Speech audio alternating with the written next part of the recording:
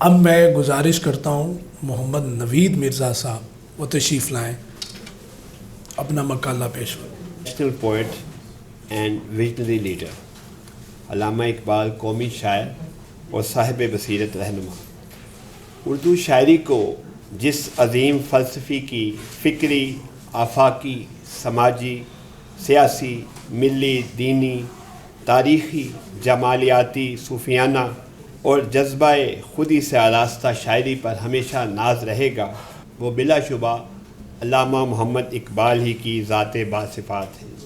اقبال کی اردو و فارسی شعری کائنات کئی صدیوں پر محیط ہے۔ اقبال ایک ہمہ گیر شخصیت ہیں، ایک دور اندیش رہنما ہیں۔ ہر عہد اور ہر زمانہ انہی کے گن گاتا ہے اور گاتا رہے گا۔ علامہ اقبال نے اپنی شاعری کے ذریعے قوم کو ایک پلیٹ فارم پر متحد کیا اور ان کے لیے ایک الگ وطن بنانے کا خواب دیکھا۔ وہ انسان اور انسان کی عظمت کے قائل تھے۔ اقبال نے اپنی قوم کو خودی کا درس دے کر اپنی حقیقت پہچاننے کی تلقین کی، نوجوانوں کو شاہین صفت قرار دے کر بلند پرواز رہنے کا درس دیا۔ ان مختلف حوالوں سے ان کے چند شعر دیکھیں۔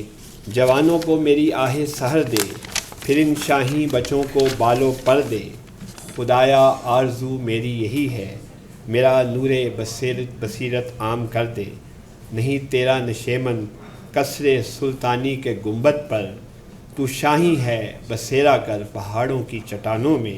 علامہ اقبال نے بر صغیر پاک و ہند کے مسلمانوں کو عمل کی ترغیب دے کر ماضی کی عظیم روایت سے جڑے رہنے اور ایک نظریاتی و فلاحی مملکت کے قیام کے لیے مل کر جد و جہد کرنے کی نصیحت کی ہے۔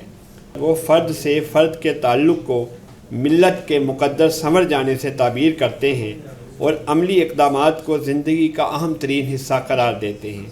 چنانچہ فرماتے ہیں، افراد کے ہاتھوں میں ہے اقوام کی تقدیر، ہر شخص ہے ملت کے مقدر کا ستارہ، اور عمل سے زندگی بنتی ہے جنت بھی جہنم بھی، یہ خاکی اپنی فطرت میں نہ نوری ہے نہ ناری ہے۔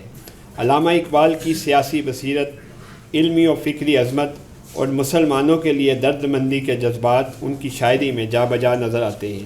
انہوں نے اپنی شاعری کے ذریعے امت مسلمہ کو درس انسانیت دیا۔ یوں وہ مسلمانوں کے لیے ہی نہیں، پوری انسانی تہذیب کے لیے شعر کہتے رہے۔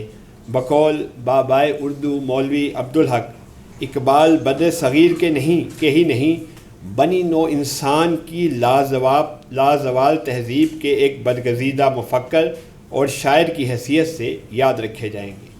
علامہ اقبال ایک بے مثال شاعر کے علاوہ قوم کے لیے صاحب بصیرت رہنما بن کر ابھرے۔ ان کی دور اندیش فکر نے یہ جان لیا تھا کہ بر صغیر کے مسلمانوں کو انگریز سے تو نجات حاصل ہو گئی ہے، مگر ہندوؤں نے ان کے گرد گھیرا تنگ کر رکھا ہے۔ اگر وہ ان سے الگ نہ ہوئے تو تمام عمر کی غلامی ان کا مقدر بن جائے گی۔ لہٰذا انہوں نے تصور پاکستان پیش کیا اور قائد اعظم کی قیادت میں وطن عزیز مارز وجود میں آیا۔ اس جد و جہد میں علامہ اقبال اور قائد اعظم کے علاوہ ان کے رفقا کا بھی پیش رہے۔ علامہ اقبال نے اپنی اعلیٰ ترین حکمت عملی، دانش مندی اور تخلیقی ہنرمندی سے قوم کے اندر جذبہ حب الوطنی کی ایک نئی لہر پھونک دی۔ وہ خود فرماتے ہیں، میری شاعری اسلامی تفکر اور قرآنی فقہ کی تعبیر و تفسیر ہے، اس کا آرٹ کے مغربی تصور سے کوئی تعلق نہیں۔ انہوں نے قوم کو ایک تازہ ولولہ دیا۔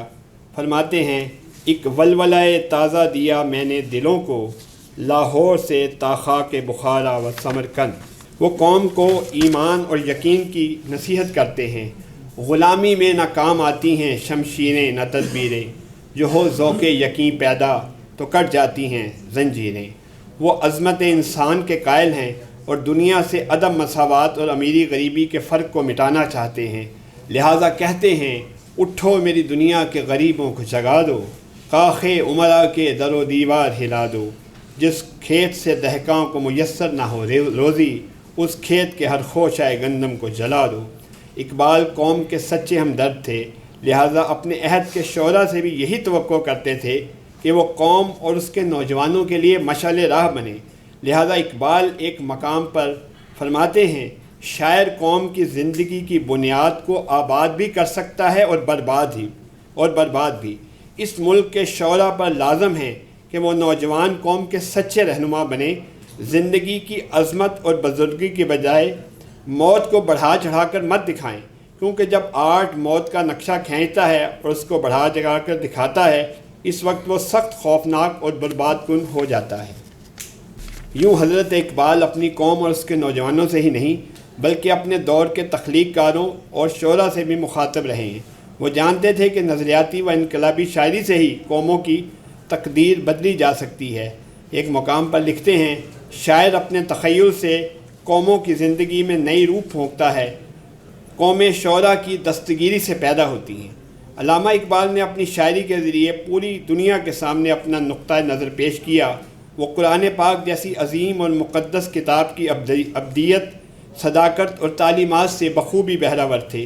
ان کی شاعری کا بہت بڑا حصہ اس کتاب کے مطالعے سے ہی منظر عام پر آیا۔ قرآن پاک سے ان کی جذباتی وابستگی دل کی اتھاہ گہرائیوں تک تھی۔ اقبال نے اپنی شاعری میں رنگ و نسل کے امتیاز کی حوصلہ شکنی کی۔ انہوں نے اپنی شاعری میں جذبہ حب الوطنی اور خدمت انسانیت کا جذبہ پیدا کیا ہے۔ وہ مسلم اتحاد کے حامی تھے۔ وہ نیل سے لے کر کاشغر تک سب مسلمانوں کو حرم کا پاسباں قرار دیتے تھے۔ ایک ہوں مسلم حرم کی پاسبانی کے لیے، نیل کے ساحل سے لے کر تا بخاک کاشغر۔ حضرت اقبال ایک روایت شکن شاعر تھے۔ وہ جدید سوچ کے حامل تھے، اس لیے وہ قوم کے رہنماؤں کو بھی بلند فکر و حقیقی معنوں میں میر کارواں دیکھنے کے خواہش مند تھے۔ فرماتے ہیں، نگاہ بلند سخن دل نواز جاں پرسوز، یہی ہے رخت سفر میر کارواں کے لیے۔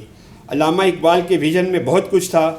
وہ پاکستان کا تصور، اسلامی اتحاد کا خواب، تعلیمی اور ثقافتی ترقی، فرد کی اہمیت و عزت، روحانیت اور مادیت کا توازن، نوجوان نسل میں شاہین صرف جذبوں کی فراوانی، قوم میں جذبہ خودی، حوصلہ مندی، عزم و استقلال، جدید فکر سے ہم آہنگی اور قومیت کے جذبے اور آزادی اظہار کے قائل تھے۔ بہت شکریہ۔